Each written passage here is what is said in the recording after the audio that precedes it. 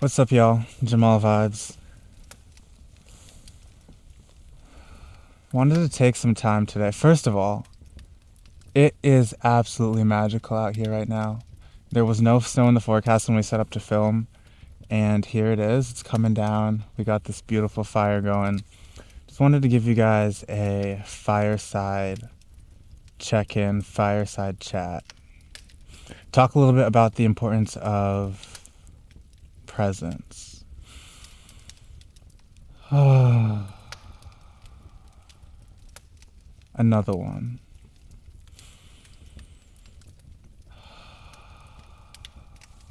And wave your hand right over your heart. Feel that love pouring out. Crazy times we're in. Crazy time to be alive. What does that mean? I've actually been thinking about this the past couple weeks. The concept of being alive in a crazy time. Lots of things going on all over the world right here at home. And it's a good question because you could almost make the argument it's always a crazy time to be alive. Like right now, I'm sitting here in the woods. This fire's burning. And when I zoom out, I realize I'm on a floating rock, orbiting a big fire. Big fire. I love fire. And that in itself is pretty crazy. And you keep zooming out, and you realize that star is just one of billions. And just here I am. Here we are. Jamal Vibes Vision Media, putting together some new content.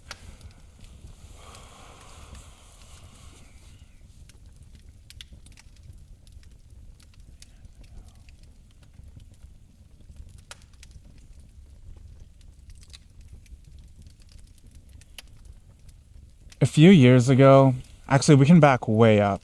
My first experience with meditation was in middle school. There was this YouTube channel called, and I think it still is around, Infinite Waters, Diving Deep. And it was my first real encounter with meditation work, presence work, spirituality.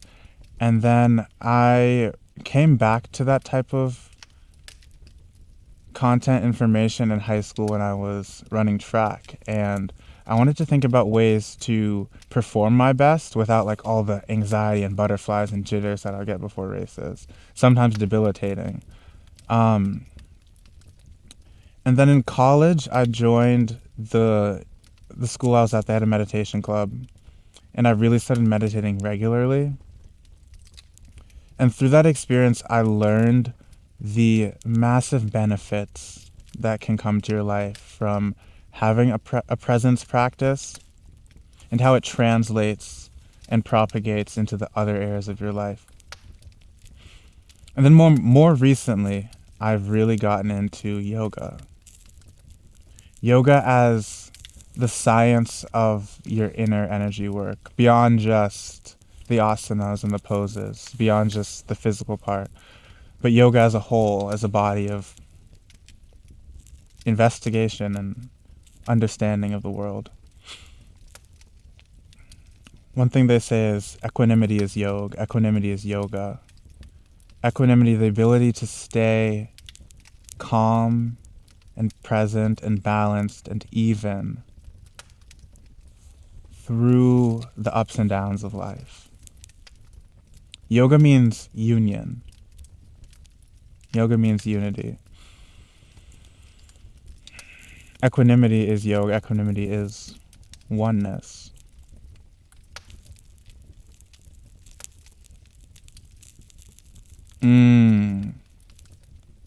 I love this fire. I love this fire. So let's just be with the fire for a moment.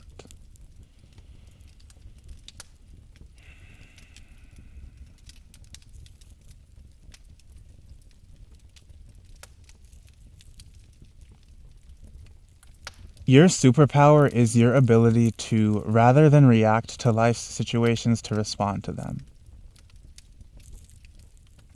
That is an absolute superpower. Too often, we allow external circumstances to dictate how we act. But through daily practice of presence, you train your mind. You train your mind to create space between experience and your action.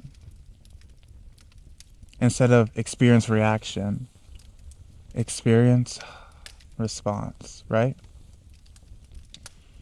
And this whole life thing is an energy game. We find that what we focus on, we get more of. What we resist persists. And so the ability to decide the direction of the energy flow is a superpower. And so in crazy times, like this time,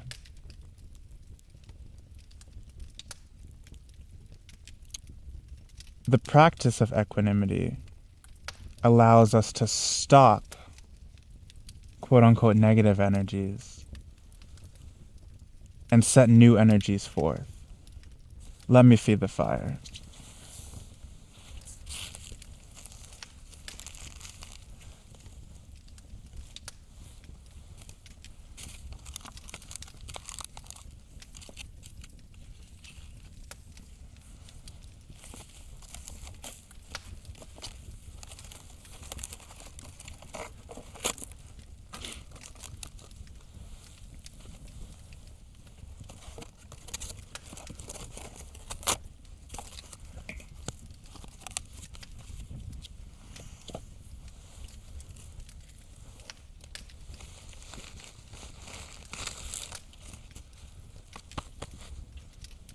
Where does this one want to go?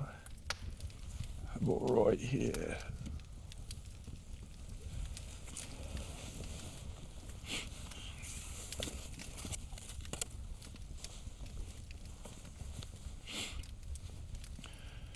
And so we have the option. We can scroll on our phones, look at all the news, look at all the events, and we can allow what we see to drag us down, to pull us into those energies. And I would urge you to take a different approach. As we are the creators of our collective reality, when we get dragged into those energies, we just allow them to continue and continue in their cyclical ways. But when we choose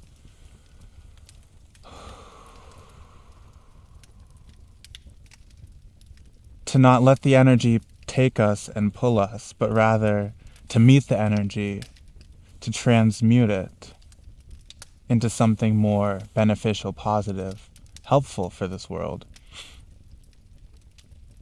everything changes.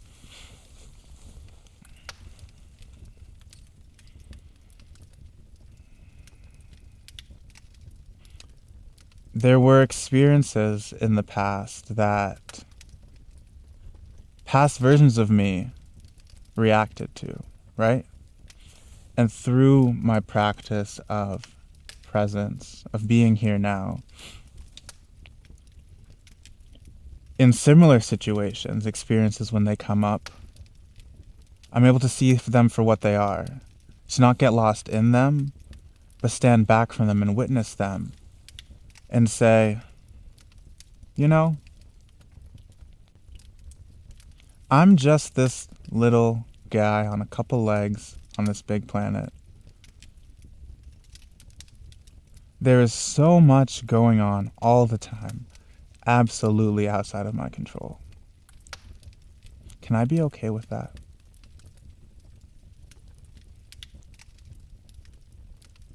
Can I be okay with that? And if the answer is no, I know what to do. For me, sometimes it's as simple as stepping outside, taking some deep breaths, looking up at the sky, catch a snowflake. Ooh. Sometimes it takes some more time. Sometimes it takes sitting down and really going into a meditation practice. And meditation is not the silencing of the mind, but the allowing of the mind to be as it is and you be as you are. Who are you? These are the questions that brought me on this journey. A few years ago, I started asking myself the quote-unquote big questions. Who am I? What is all of this? What's the point of all of it? And it led me down different strands, different tracks. There have been so many people in the history that have asked these questions. So many people that have seeked these answers. Seeked? Is that a word? Suck? Sought out these answers. And everyone eventually reaches the same conclusion. In different ways. Obviously, there are spiritual traditions all over the world, spiritual texts from all different times, authors. But ultimately, what all of these seekers have found is that our true nature is peaceful. Our true nature is joyful. Our true nature is blissful. And through identification with thoughts, beliefs, structures in the mind, our true nature is distorted. And thus we experience things that are not peaceful, things that are not blissful, things that are not joyful. But those distortions, they exist only in the mind. And when you cultivate a healthy relationship with the mind and realize that you're not the mind, you don't have to go with the mind, you can more and more rest in the truth that you are, rather than be pulled out of it into this world. You can be in this world, but not of it. And that's how we truly create the positive change that many of us want to create, but feel lost or hopeless or confused. It's to show up in this world from a place of centered being, so that, as I said, you can respond to the situations you encounter. An analogy I've heard before, I think this is Michael Singer. He said, if you were in a car accident, for example, would you want someone who is, obviously, like car accident, injuries, blah, blah, blah, ambulance needs to come. Do you want someone who is unable to handle the sight of blood to help, or someone who can handle the sight of blood to help? Obviously, it's a challenging situation if people are bleeding, but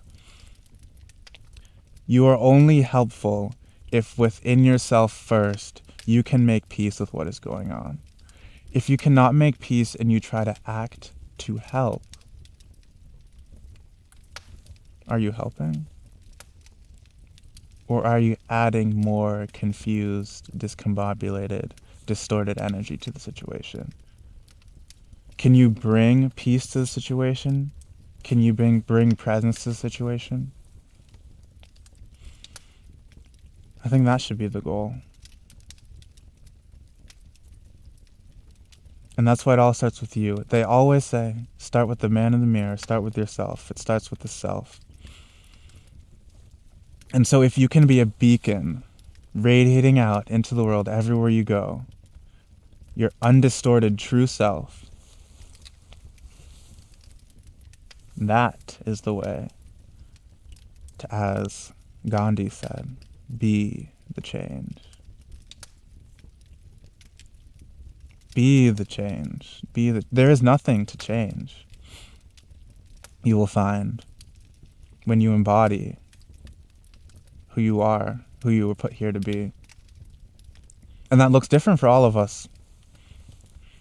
Who was I put here to be? I'm not really sure, but I was put here to share this message right now. So let's be with the fire again.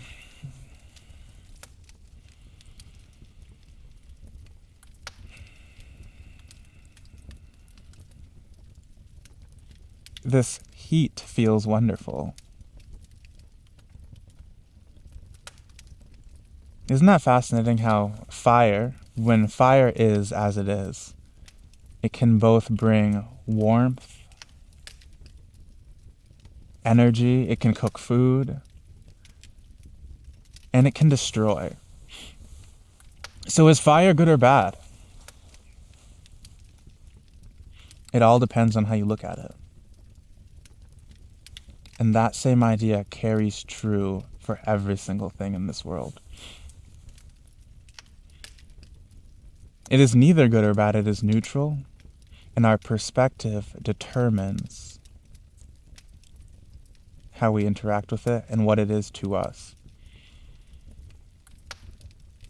And does it help to label it as negative? Or is it just pointing us in the other direction? Is that a tough situation, or is that a growing opportunity, an opportunity to learn?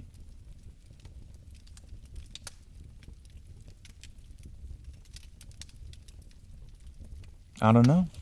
That's a question for you to ask yourself. And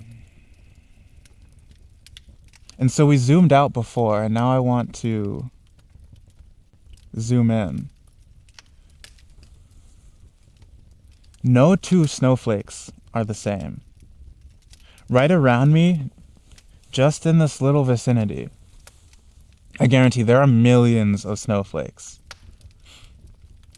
Every single one of them is unique to the ones around them, and unique to all of the other snowflakes in this forest, and unique to every single snowflake that has ever fallen and will ever fall.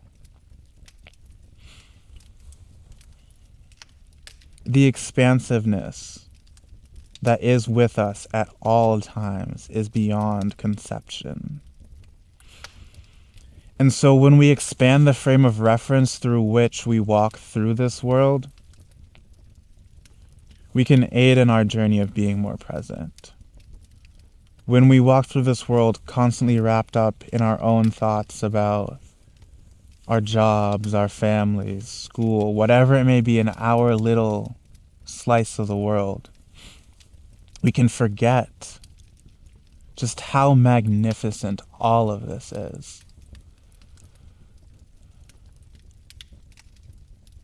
And to be here on this planet for this short slice of time that we're each given, in all of its glory, how much of that time do you want to spend arguing, fighting, creating more conflict, putting others down, instead of giving and loving?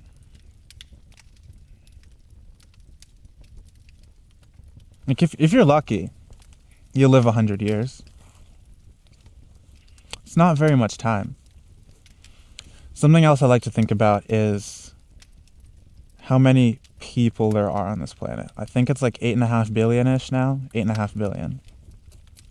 Did you know if you spent your entire life, and every single second, it's like 1, 2, 3, every single second you met a new person, if that were even possible, I'm sure someone could probably organize it if they wanted to, but if that were even possible, it would take you around 3 lifetimes to meet everyone who is alive here right now.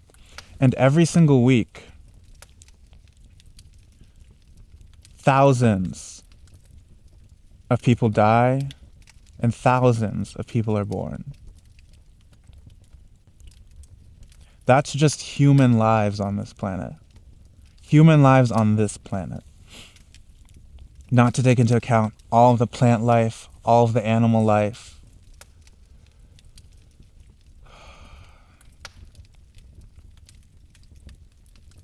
And I hope what you are gaining from this expanded perspective is helping you to find peace within yourself. You're not that big. You're not big at all. The time is fleeting. It's not as troubling as you make it out to be. Everything just is. It's happening. It'll end. And life will go on.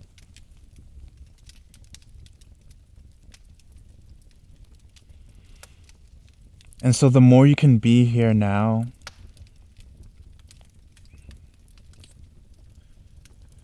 in every moment, every single moment. Be here now as yourself, as that joy, as that peace, as that love, as that bliss that you are. I'd argue that's a life well lived.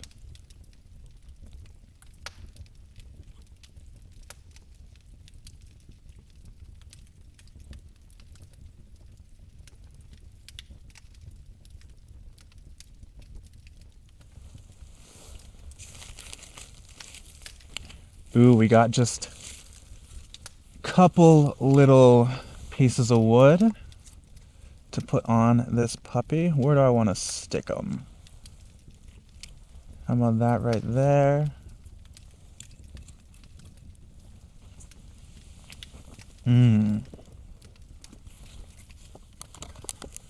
How about that right there?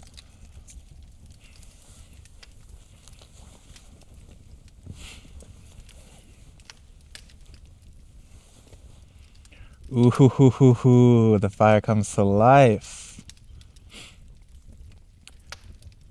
Right now, Jamal's vibing. Jamal is vibing. I've always loved fire. Call me a pyromaniac if you dare. And as Jamal continues to vibe, maybe we'll have more fires together.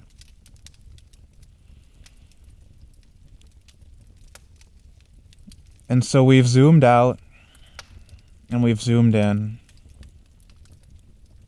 And now we're just going to be.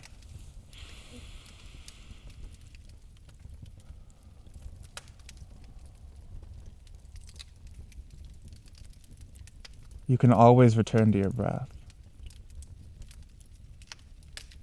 You can't breathe in the past, and you can't breathe in the future. You can always only breathe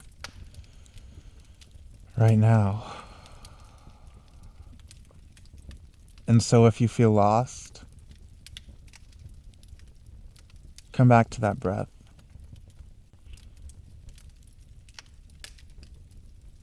Or watch the flame. Watch it dance.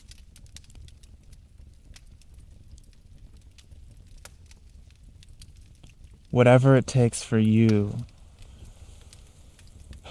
to come back to center, so that when you act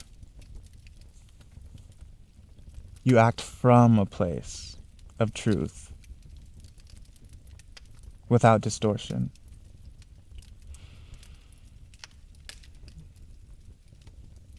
And you being the change, you as just one seed, the fruits that you will produce, the fruits that come from the energy you put into the world will spread like wildfire.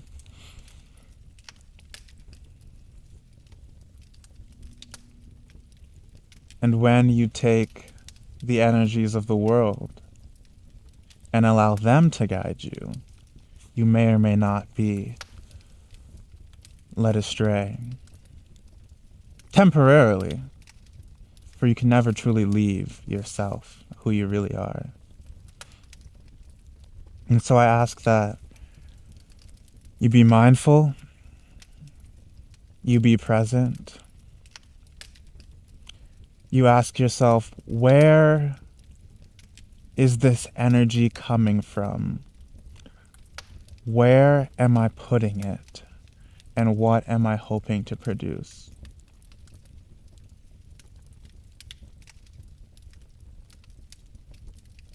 Your answer to all three of those questions can be love. This energy is coming from love. I'm putting it into love so that love can multiply more and more bountifully.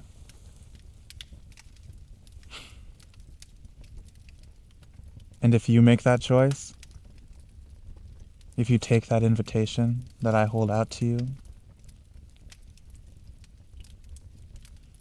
and we all take that choice, we all make that choice,